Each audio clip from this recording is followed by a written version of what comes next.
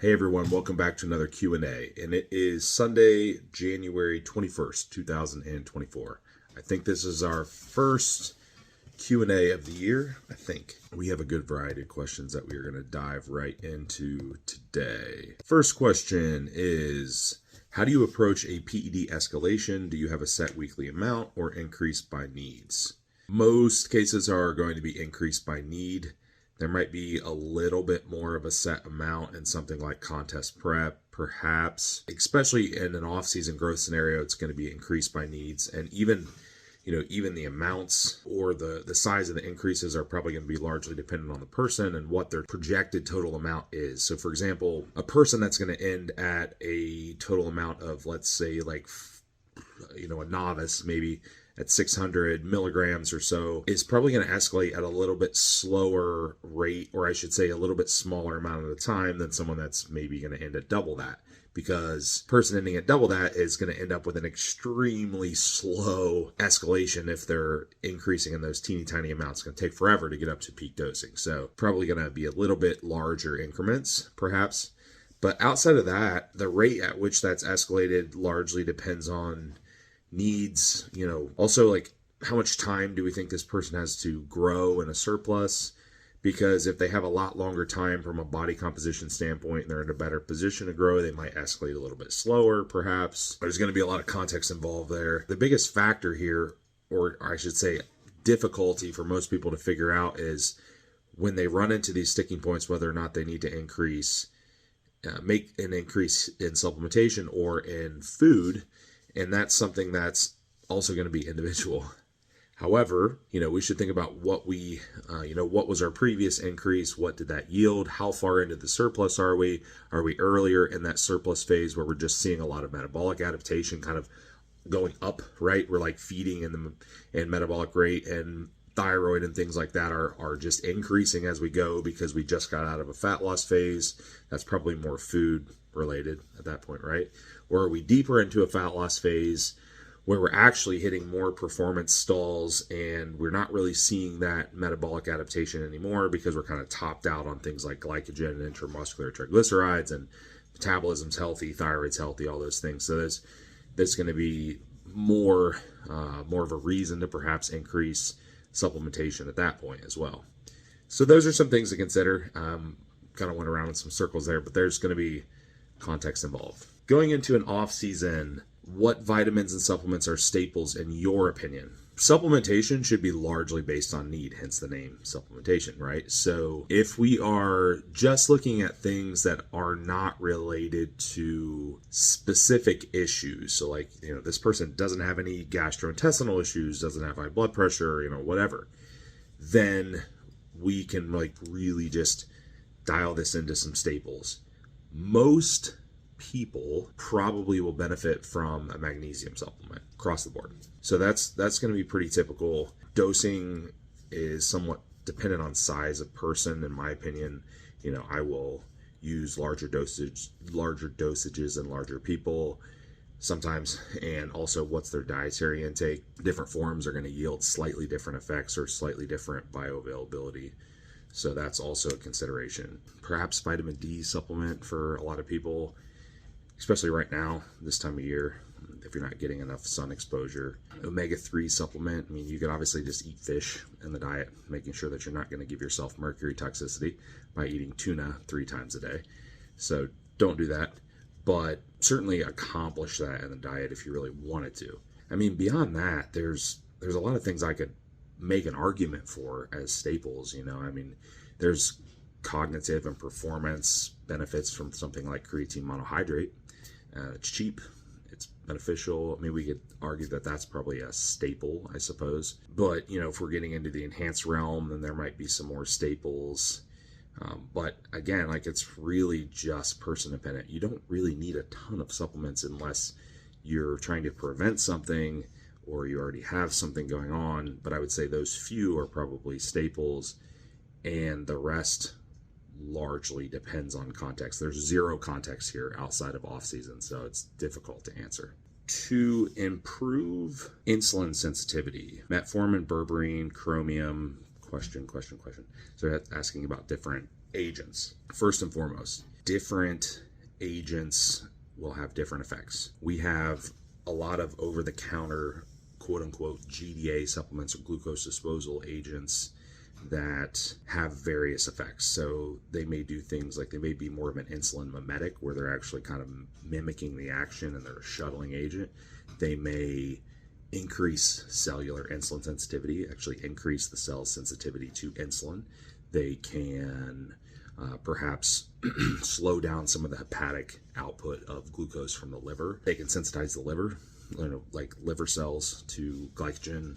So there's different pathways or different mechanisms, I guess, if you will, that could come into play here. Now, while each of those things could be beneficial, those are probably pretty low on priority lists in terms of actually increasing insulin sensitivity. Most of what's going to increase insulin sensitivity boils down to two main factors and then maybe a couple of sub factors. One is body fat and calories.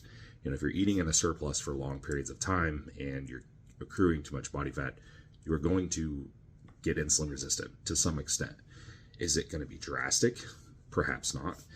Is it going to happen? Yeah, you can't just eat in a surplus forever without probably some loss of sensitivity. Two is going to be stress, huge driver, because when we're in a sympathetic state, often we're just pumping out glucose, pumping out glucose, pumping out glucose.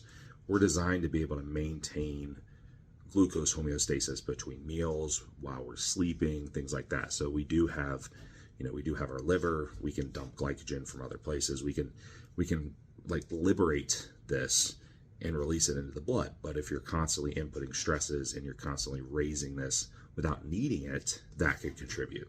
Hence why, blood glucose is a pretty good stress marker for a lot of people. There are other like sub factors that probably will contribute to this, or at least exacerbate it. Like gastrointestinal issues would probably exacerbate this thing. Anything that causes like systemic inflammation will probably worsen these conditions. But as a whole, you could use no agents at all, like no supplements or pharmaceuticals to improve that situation. And it's just going to boil down to those factors primarily. And to be completely honest, I don't use those agents often just for the sake of insulin sensitivity exclusively. Berberine, for example, is an antimicrobial, a pretty broad spectrum one and a pretty strong one. Metformin has multiple other benefits outside of insulin sensitivity as well. You can use glucose disposal agents. You can use these agents in short stints, but they're not going to really overrule or add a huge benefit if you're not really working on those other areas also. I have any clients that had Rabdo suggestions, precautions. I'm guessing they're asking if I've had any clients with it. So, knock on wood, I've not had any clients that have gotten it while with me. However, I've definitely had clients that have come in with it or with a history of it. Any condition like this is just related to systemic stress and allostatic load. Don't do too much. Like, learn how to read biofeedback, right? Most stories based around Rabdo are extreme. I mean, you could, tons and tons and tons of exercise and lack of recovery between bouts. That's why you generally see very high inflammatory markers, CK levels, CRP levels, liver enzymes, BUN, creatinine, stuff like that. Understand that these markers are not specific to one tissue. A lot of them are just showing overall tissue damage and waste product, right? So if you have had anything like this, you need to just have a better understanding of what your biofeedback is and what got you there in the first place. And if there were red flags along the way, then those are not to be ignored, and you got to understand how to auto-regulate. Stress inputs are going to happen. You're going to have to push yourself when it comes to things like contest prep and any kind of extreme situation, but you have to understand where that push and pull comes into play. So those are the precautions. You should really be able to retrace your steps and look at those signs and look at some of that biofeedback along the way and understand where you went wrong or where you probably ignored something. Is most likely the case. What are some supplements you'd recommend for constant bloating and lack of appetite? I would really need more context. I don't know why the person's bloating. And I mean, there could be a whole host of things that are occurring. Anything from, motility, autonomic nervous system, bacterial overgrowth, fungal overgrowth, H. pylori, immune function. I mean, there's so many different possibilities here that I would, without any context, it's pretty much impossible to answer that question. There's not really any blanket supplements I'm going to throw in, most likely. When you guys ask these questions, try to provide a little bit of context. Can clenbuterol be ran an entire prep with no breaks and upward titration and still work?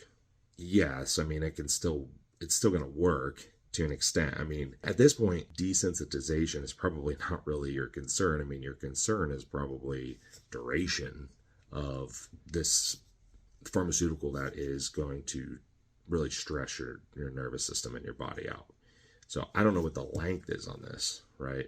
And I would also wonder why you would need to run it for extremely long durations of time, more than like 16 weeks or something like that. So I guess the biggest question would be, why would you even need to do that or want to do that?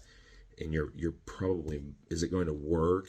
Mechanistically, it's going to work, except for the fact that it's probably going to be too much of an additional stress input and that really long duration. That's probably your concern. And that's why you see cases where some people use these agents and then they, there's points where you can remove them at the end of prep even. And it sounds counterintuitive because you're like, well, this is increasing BMR. It's like doing these things. But when you actually remove some of these things, they drop systemic stress off their body. And they look better. They drop some fluid retention. They improve cosmetically. And that's because these things aren't free, right? They do come with some inherent stress on the body. They're good until they're not. All right, I think that's it for today. I really appreciate everyone's questions, and we will talk to you next time.